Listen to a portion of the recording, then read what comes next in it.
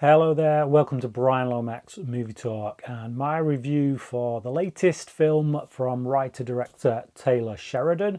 It is called Those Who Wish Me Dead, and it follows a character played by Angelina Jolie, who is this kind of fire rescue person. I don't know I can't remember what the technical name is for that, but she goes into burning forests basically and tries to save people's lives, and she had a tragedy kind of strike her during an incident, and it's that cliffhanger moment, literally the film cliffhanger where Stallone is hanging on to the person and they fall, and it kind of, he has to live with it, and then obviously something happens that over the course of the film means that he deals with that guilt and that shame and whatnot. It's the tried and tested kind of character arc that has been told many a time before, it must be said.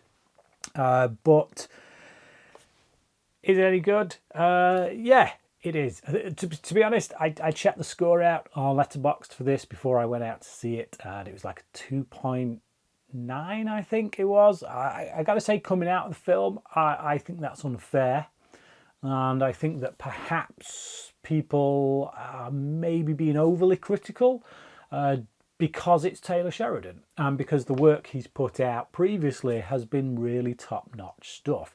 I do think this is the least of his works. I would say it's at the bottom of the stack from the movies he's done. I mean, this is the guy that's responsible for Hell or High Water, the screenplay that is. He didn't direct that one. Sicario, again, just the screenplay. But Wind River, he wrote and directed, and that was a phenomenal debut film for debut director kind of feature. So yeah, the bar was set pretty high. So I was looking forward to this just from Taylor Sheridan's name being on it alone. So in that regard, coming out of it, yeah, it is a little bit of a disappointment, mostly because of, as I say, the story itself is a bit rote. Not so much the setting. I like I like where it's set. Within the world of this kind of, like, the most recent film I can think of that comes close is Only the Brave. I think that's what it's called. The Joseph Kosinski film, which again was a highly underrated movie. But this goes more for the thriller kind of element. Throws in a couple of hitmen in there who are after this boy who's witnessed certain things and is in possession of certain secrets that they need to get hold of. And obviously Jolie's character is then tasked with protecting him. It's pretty obvious where the story is going to go, like I say, because of that setup, because of the whole, this is a woman with a tragic past who had a big failure that she's obviously going to work through over the course of the film. If you can get past that, then I think there's still much that the film has to offer, particularly within its set pieces. It does take a while to get going. I feel like it could have got there a bit sooner maybe. But once it does get going, once this boy is on the run, once Jolie gets caught up with it all and these two hitmen are doing their thing around town, it's highly entertaining and in some instances quite nail-biting. There's a character played by Jon Bernthal. I can never get his name right. I think it's Jon Bernthal. Correct me if I'm wrong on the pronunciation of that. But so his wife in the film, the character of his wife, she is this survivalist expert. She runs a school for survivalists, but she's also pregnant. So when these two hitmen come calling, you really truly get a sense that she's in terrible danger. Not least of which because, one, you've seen what these two guys are capable of, and two, they do they do go to work on her pretty sharpish when they get to her, but also because of Sheridan's previous work. We've seen from the previous scripts that he's put out that he's not one to shy away from throwing characters you love under the bus and putting them through the ringer. So yeah, again, like I say, there's moments that are really tense, Very, very tension-filled moments. Expertly directed, must be said. I think, again, even though the script may not be quite up to par for Sheridan, I do think his direction is on point. He really knows how to get the most out of a scene, get the most out of actors. All of the actors across the board in this, to be honest, do really fine work. Even Aidan Gillen, who I've never rated that much. I'm not the biggest fan of Aidan Gillen, to be honest. I don't know him on any kind of personal level. I'm not read into his personal life, I'm not judging the man or anything. But the few performances of his I've seen, I've never been overly impressed. And yes, that does go for him in The Dark Knight Rises too. But here he's pretty good. There's and again, whether that's director Sheridan bringing that out of him, I don't know. But there's moments where I feel like he finds moments of truth from this character, even though this is a despicable character. It's someone who I don't relate to on any kind of plane whatsoever. This is a cold-blooded killer, an assassin who seemingly has no moral centre.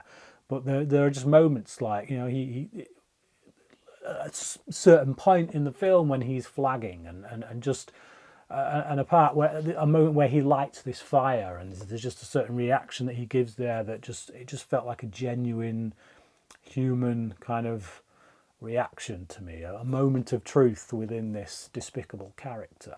It was nice to see Jake Weber on screen. He plays the boy's father. I was a fan of this guy way back in the 90s because of a TV series called American Gothic. It only kind of lasted one season.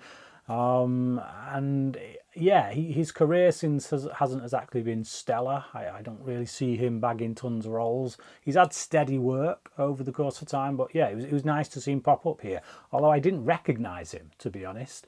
His face has changed so much. Yeah, it was about 10 minutes of him being on screen till I realised who it was. But it was nice to see him getting some good high-profile work. Medina Senghor, who plays the pregnant wife that I was just talking about, I would say is a really good find. So I don't know what her experience is with regards to TV and theatre or anything like that. She's only got 3 movies on her letterbox credits and stuff. This one obviously being the most high profile, but she's one to watch. I think going forward she's gonna have quite a good presence on our screens over the next few years, I would imagine, based on her performance here. Of course, this is Angelina Jolie's movie. She takes centre stage, and I think she does give a very good performance. Again, she finds the truth in this character. And it's Angelina Jolie. She's a fantastic actress. She knows how to emote, so to speak. But yeah, like I say, I do think that her character arc is been there, done that. We've seen this kind of thing before, but what she brings to it kind of elevates it above its station. I think the strength of the film is really in the side characters, whether it's the hitmen or whether it's Jon Bernthal's character and his wife, and how they all play into it, I think. But obviously it's Jolie's character and her performance that anchors the movie. I do think the movie loses some points just for the discrepancies of these hitmen. They seem quite ruthless, and they're very efficient at what they do, except when it's convenient for them to not be. And I think that's mostly towards the end. So when we're getting into our final climax, they suddenly develop certain impediments in logic. Gillen's character, I can kind of see some reasons for why he might make certain lapses in judgment, but Nicholas Hoult's character, not so much.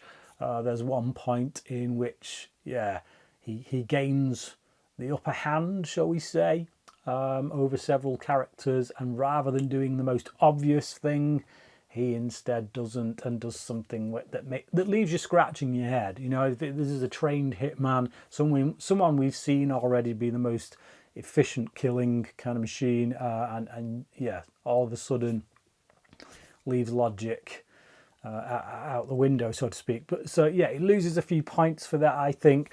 Otherwise, I probably would have given this a 4-star rating, I reckon. But as it stands, 3.5, I think, from me.